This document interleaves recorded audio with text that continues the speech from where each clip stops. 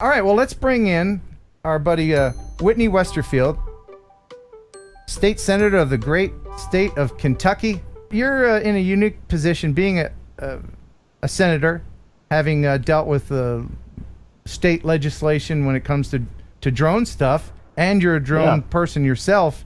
How do you feel about state-level laws being put into place that try to usurp federal laws? How does that work? To be honest, I'm a little conflicted because the federal government's not moving fast enough for my taste, and they're coming up with dumb things. I think they're being overly heavy-handed in their regulatory approach to drone operations, and they do what legislative bodies do. They legislate to the exception. Like you and I were talking a day or two ago, there's always some doofus, right, that does something stupid with a drone without permission, without following the rules, and then they've got to make policies to meet that moron and to police that conduct when 99% of everybody else is doing it right. And so there's always the one guy or a couple of guys that run it for everybody else. And so I'm not crazy about what the FAA is doing.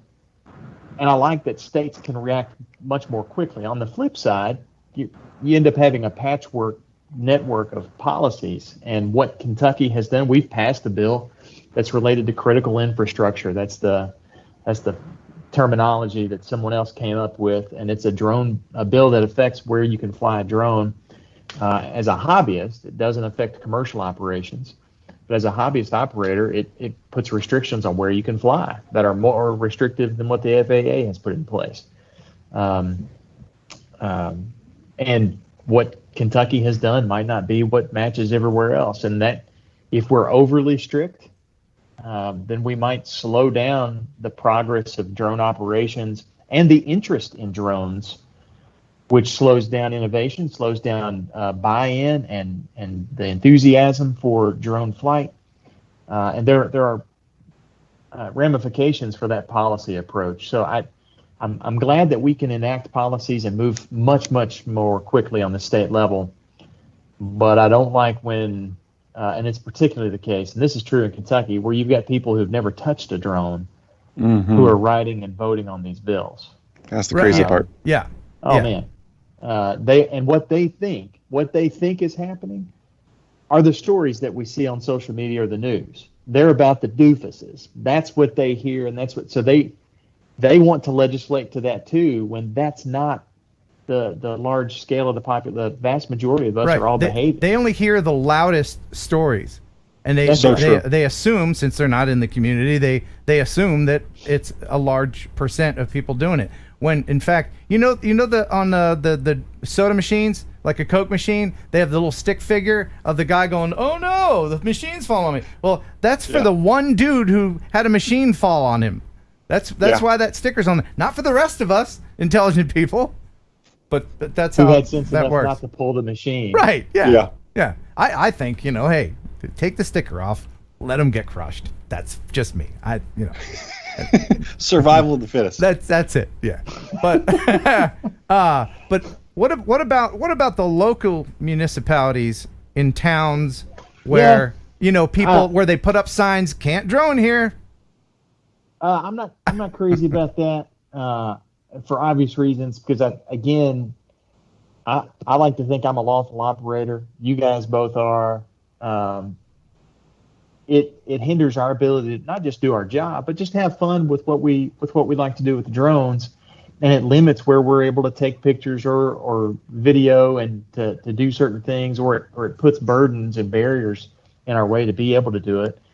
And it gets even more cumbersome, and you guys know this. Even if you get permission, let's say that sign, this is a no drone zone. Let's say that sign's been up a while. You may have gotten permission from the property owner then to fly there anyway for that specific moment. But the 18 dozen people that drive by or stop and see you, they think you're breaking the law, and then they call the police. Then it becomes a whole thing, or they call the city, or they call the whomever.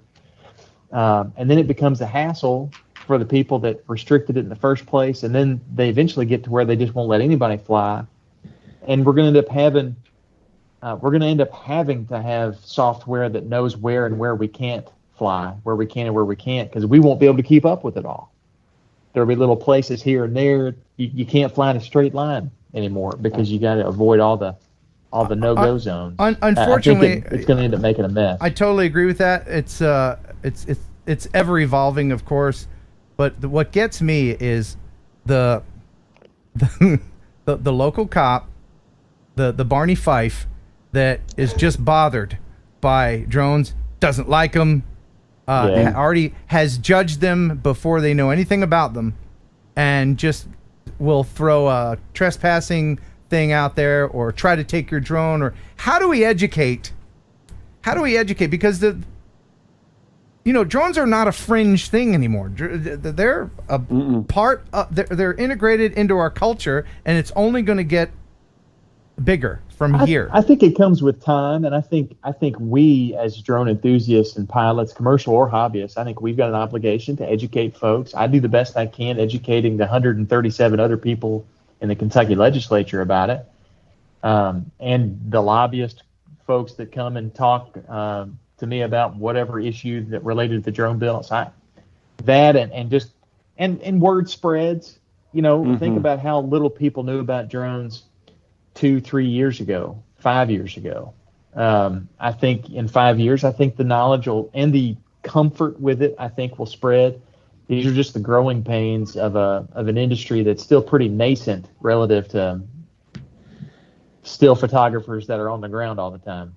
Yeah. Jason, your thoughts? He's so right. I mean, we have come a long way. That's what I was going to ask. I mean, I remember back when the mayor of Orlando was trying to just ban all drones within city limits. You saw all these mayors doing this at the local municipality level, and it's just, do they have the power? Do they have the rights to do such? And we know the FAA controls that airspace, and Orlando's since backed off that, and many of these other cities have backed off of that. And I think it just takes more time, more education. I really appreciate, Senator, what you're doing to continue to educate, because that's the biggest thing. People think, Ken, remember when the Mavic Air came out and everyone said, this is the rogue drone, this is the rule-breaking drone. I mean, everybody we're still in this wild west. Oh, the Mini. Yeah, the Mini, because it's so light. The Mini, I'm sorry. Yeah, the Mini, because it's under 250 grams, and we talked about that. People want to push the envelope so much and push the rules so much. And like the senator said, one person makes a mistake, and that's how we get the rules. We have a saying in manned aviation that our rules are written in blood. And it's a morbid thing to say, but it's the honest truth. Somebody went out, hurt themselves, hurt somebody else, and now we have a regulation that says so. And the same is happening in Part 107 as well. I mean, we're on our now 4th iteration of our course, just because something's always changing, something's always updating, because somebody just did one dumb little thing. Yeah, it's for everybody watching now who's been flying drones for years. I've been doing it since 2012. It's old news to us. We're very familiar with everything. But the crux of the problem comes from, in my opinion, that so many people and people in power dismiss drones because they think they're toys, because they see them in Walmart. They don't know the difference between a $3,000, a $10,000 drone and a $20 piece of crap you get from Walmart. They certainly don't know anything about FPV drones, and the people in power don't realize that, with the whole line of sight. And we'll talk about that with Zoe a little bit more. But yeah, they think they're toys. Again, I think these are just growing pains. Because look, what does Kelly do? He's now doing this commercial drone footage for his real estate stuff. Realtors are using it all the time. Just earlier this week and a couple weeks ago, I was working for a guy that's got he's an older fella that has never fiddled with a drone in his life, but he's got a cave underneath a cornfield that he bought, and he's growing organic blue corn. In Christian County, Kentucky, and the cave, it's called Bluegrass Cavern. I forget whatever else it is, but anyway, he wanted me to film the cave and the cornfield and all this stuff. If he had wanted to do something 5 years ago, drones wouldn't have been on his radar, or 10 years ago. I think it's starting to penetrate the consciousness of people, and even those folks. I mean, even when you look at the campaign ads of 70-something septuagenarians and octogenarians running for the U.S. Senate and the U.S. House and President. They're using drone footage.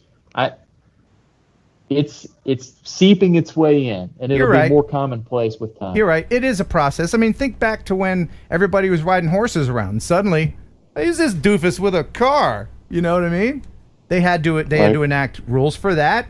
Which side of the road do we drive on? And then there's do we stop at intersections? All of this signage, infrastructure, rules, laws. It is kind of the same thing with drones. So let's hope we don't have signs floating in the sky like Future 2. Like in the Jetsons? Yes. Well, here's my Jetsons sound. Nice. Yeah, thank you. I was the Jetsons. That's a keeper. Yeah, thank you. Oh, somebody's at the door. Yeah. Oh, wow. Google it, millennials. Google it. Anyway, so you guys are the experts. How does this all shake out? And what is the timeline? When can we expect? I mean, ignorance is always going to be there. There's always going to be Barney Fifes. But when can we expect some precedent and some concrete things that us responsible aerial pilots can hang our hats on and say, well, that's the way it is? How's it going to shake out in the next few years? Well, I have no confidence that the U.S. Congress is going to come to our rescue on anything, and the FAA might change direction. If there's a change of administration, they might change their perspective or their priorities entirely. So it could change starting in 90 days or 80 days, however long the presidential race is out. Or it might be, there might be some, heaven forbid, some incident that changes something.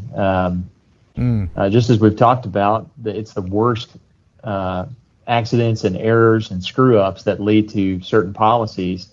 It may be something like that. Otherwise, I think it's going to be a slow march forward, educating folks and reminding them and teaching people and showing people the value of UAS aircraft. Are we gonna, Jason? What do you think? Are we gonna have our 400 foot? Are we gonna? Well, there's two scenarios. There's the scenario that Senator Whitney said that we're just kind of marching forward slowly. We could expedite that with some education.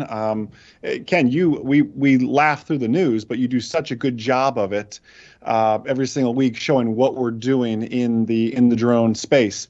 The scary thing is, I've shared it with you before, is everything that's happening.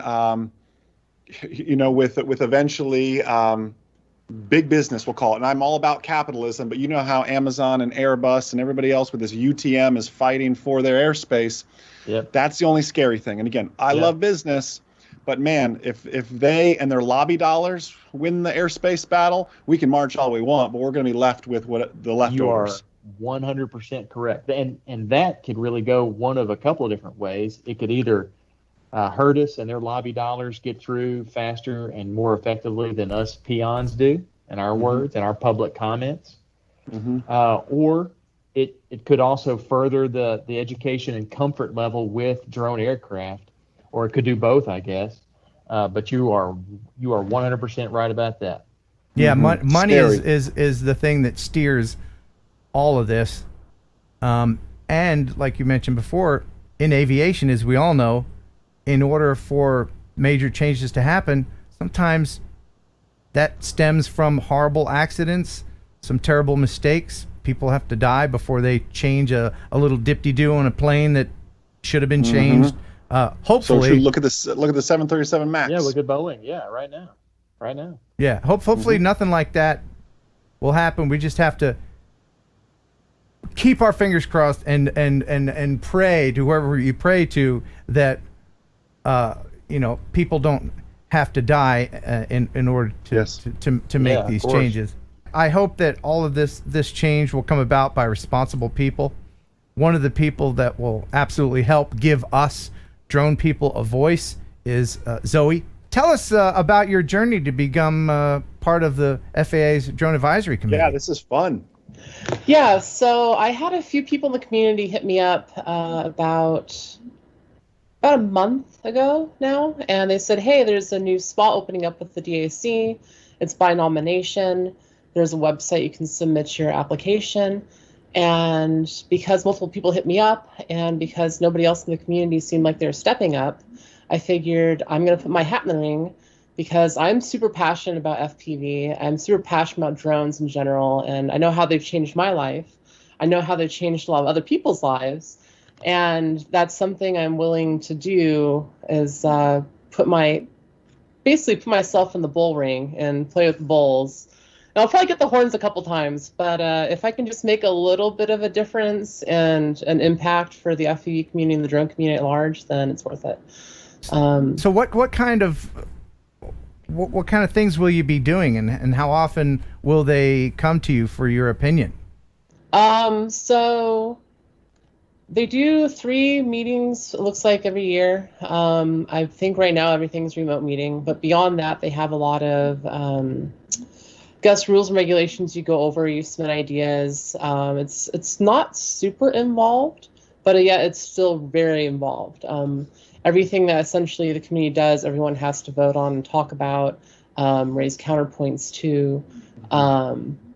And the whole thing, even though I was highly regarded in the nomination, every comment on the proposal was for me, essentially, and support of me. And I didn't see a negative comment about me or a comment about any other person joining the DAC. And the FAA actually reached out to me before closing and said, you've got a lot of people pulling for you, you know. Cool. So I'm hoping right now it comes down to the Secretary of Transportation to approve me onto the DAC. So it's really down to them at this point. What other kind of people are going to be on the committee, and how many other committee members are there? I think right now there's 14 committee members. A lot of them from big industry. I think we still have one committee member from the AMA. I could be wrong on that. Google, I believe, is on there. Verizon, I believe, is on there. A couple telecoms companies. It's very varied, the amount of people that are on the DAC.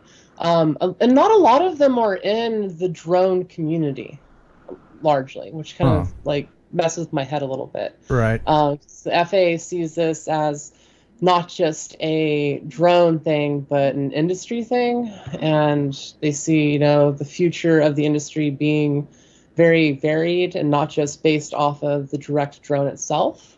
So, for example, having some of the telecoms on there, I think, lends itself to the FAA trying to push through remote ID and using the backbone of telecoms for that, and then having to have their input of how those technologies are used and implemented as a part of the DAC. There's so many moving parts. There's a lot of moving parts to be worked out. Did you hear us talking with the senator earlier about? Oh yeah, no, I watched the whole thing. Okay. He's a lovely guy, isn't he? Yeah. It's good that he's in there advocating at the state level. But in your opinion, how do we reach these old farts in Congress, and how do we? Is it just beyond all hope, or is it come with maybe a change of administration? How do we? It's really hard to say because the change of administration, I think, is what largely got us our current rules and regulations. The Reauthorization Act was kind of pushed through with the sports medicine bill, and a lot of the current rules and regulations that we're dealing with right now were kind of pushed through while nobody was looking, as tends to happen in government. And so now we're just kind of reacting to what happened. And I think a lot of the people in government aren't even aware of how these rules were even put into place, why they were put into place, and or what's the real reasoning behind them. So in general, I think we just have to educate lawmakers and the general public about the everything that's going on. It's kind of upsetting that there hasn't been more community involvement in the rules and regulations that are going to affect, hundreds of thousands of drone pilots in the United States alone. So I think what I'm going to do personally is on my YouTube page, if anything happens with the DAC while I'm there, I'm going to make a video about it. If there's some new rules, regulations potentially being talked about, I want to make a video about it. That'll Super. help inform the community, and the community can then inform me about their position on things, how we might be able to approach things differently, and hopefully allow me to act as a conduit between both sides. That's great. And there's a link in the description to both these guys' YouTube channels. I urge you to go ahead and subscribe. You're approaching 20,000 subscribers, right? And I think you should have more. Cool. I think you should have more, Zoe. More. Yeah, my channel's been dying off for a couple of years. Everybody subscribe to Zoe now. Do it, please. But I started making some good content recently. I've got a camera guy and an editor, so the quality of my content's been going up substantially. Excellent. And don't get Remote Pilot 101. I actually took Remote Pilot 101 before I got my 107. Awesome. Well, thank you and congratulations. I think, Zoe, I think it's so cool what you're doing. Ken, good on you for getting the center, getting Zoe kind of back to back like this. It's like you storyboard this, Ken. It works out really well because we had the conversation with the senator about big business and taking over airspace and everything else. And again, I'm not anti-big business. I'm very much for capitalism. However, like Zoe said, she is probably one of the few people, there might be two others I can think of, that even have their Part 107. They're going to be sitting on this committee. They're just representatives from the Verizons of the world and from the Alphabets of the world that are interested in one thing, which is delivery by drones or whatever their missions may be. And that's going to be awesome. That's going to be great. But there's enough airspace for us all to share. So I just want to say thank you to Zoe for just getting out there and fighting the good fight, because there's not a champion for, I know you're there for the FPV community, but really we need you there for the whole just Part 107 community, because there's not a champion for that I can think of on the DAC right now. A lot of people have dropped and they've been switching, a lot of turnover for whatever reason. I mean, we're to deal with it. Us hobbyists and Part 107 people that fly drones for fun and for business, we're really just in the way of the Jeff Bezos and everything, aren't we? I mean, you could argue that, but at the same time, the Jeff Bezos and everybody else haven't been able to roll out what they wanted to roll out by now. I mean, you know, they thought drone delivery was going to be more of a thing. So it's true. Not. Drones in the sky doing a lot more than what they're currently doing now. Again, they're not. I mean, so true. And it's frustrating because here the hobbyists are helping largely create the technologies that these corporations are going to be profiting from. And then the corporation's like, oh, we have an idea, but it's an idea and it's not happening yet. But we need all this legislative positioning to basically make this idea legal for us to do if we can make it happen. And so in the meantime, all the hobbyists and the Part 107 operators and the people on the ground that are flying these things on a daily basis are the ones suffering from the visions of grandeur that aren't happening. Yeah. So it's now, isn't it? I have a good perspective on it. Isn't it, Jason? The only company that has beyond visual line of sight right now is UPS. Is that right? Yeah, UPS has it. UPS has let a few other companies use it. That's how Walgreens did that pharmaceutical delivery. If you saw that one, they were just utilizing basically UPS for and through that. We did UPS's Part 107 prep, actually. They're good people. Okay. All right. Yeah, I still think that as far as drone delivery goes, don't fly over Kentucky or Louisiana. You're going to get shot down, man. I'll tell you what, there goes some more tube socks. Give them a gun, honey. There's a story, and it kind of brings back to the point of the states' rights. In California, San Diego, particularly here where I live, they are trying to implement drone pizza delivery via Uber Eats. Oh, yeah. And I believe they had most of the legal authority with the FAA, they couldn't get the state and the county to physically allow them to take off from county and state-owned land, and or land into the county and state-owned land.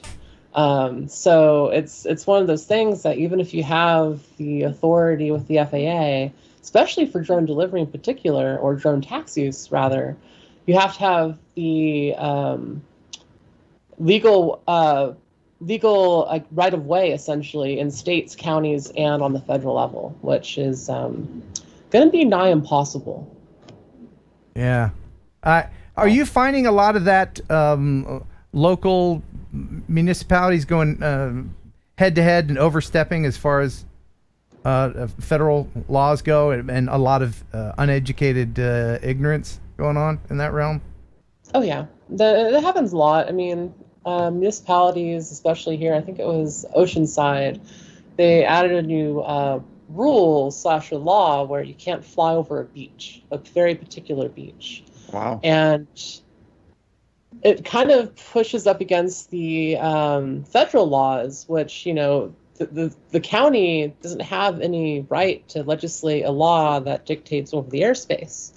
And the way they wrote it has nothing to do with taking where you take off from. It's just the fact you can't fly over a particular part of the beach.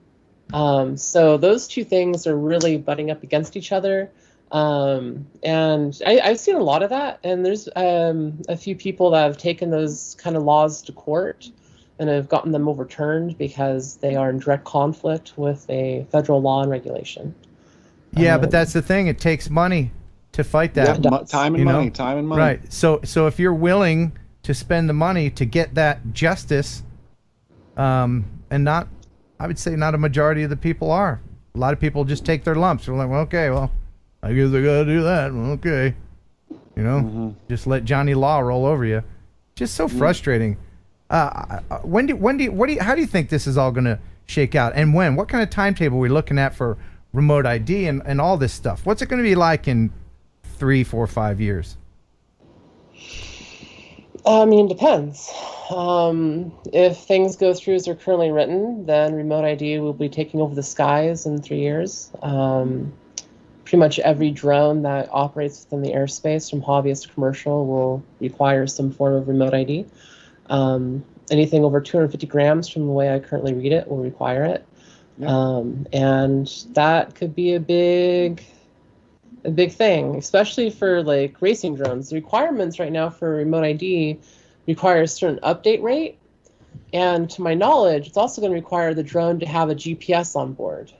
And if you're flying FPV in particular, and if you're doing freestyle, you're going to be in a lot of positions where the GPS isn't going to be able to get a reading, and the data that you're sending back to the system is going to be complete garbage. So yeah, that's from a so technical weird. standpoint, I don't know how it's going to be incorporated to the FPV hobbyists.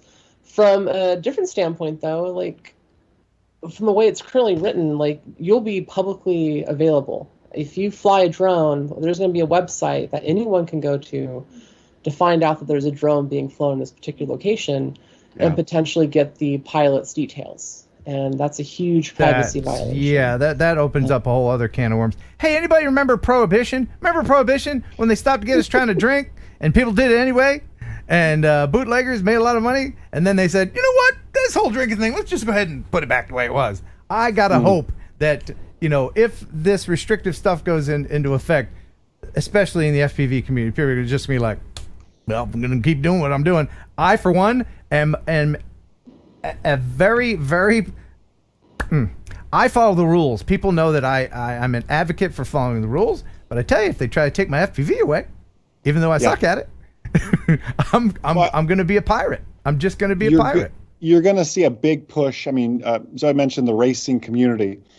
Thankfully, the racing community, if that would happen, could always push indoors. I mean, most drone racing is indoors now anyways. I know there's plenty out in parks and outside too, but we do have a fallback plan while we wait for the prohibitionary period, you know, in the revolution to happen, Ken. There'd always be the indoors. I mean, you could do drone races at a high school gym. I'm indoors, you know what? And nothing really applies to me. I'm indoors now.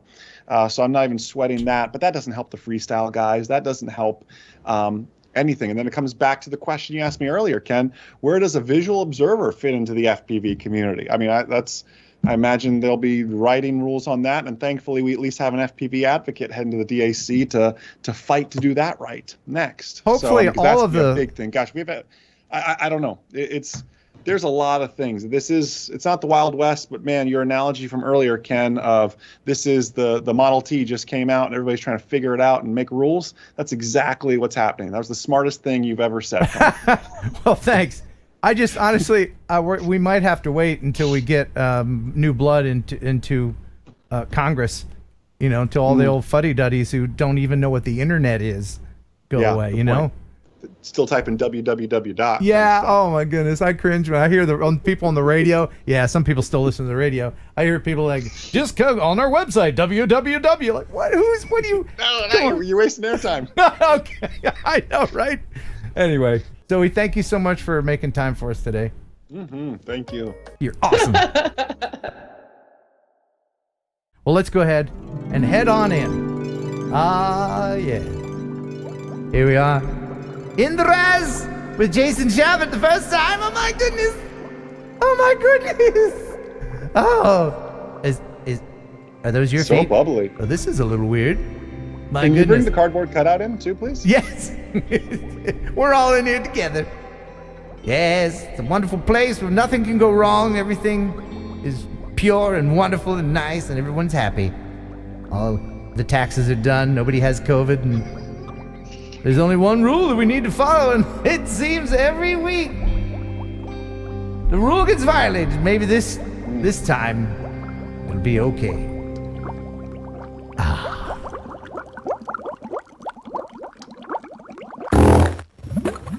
Bob Casey!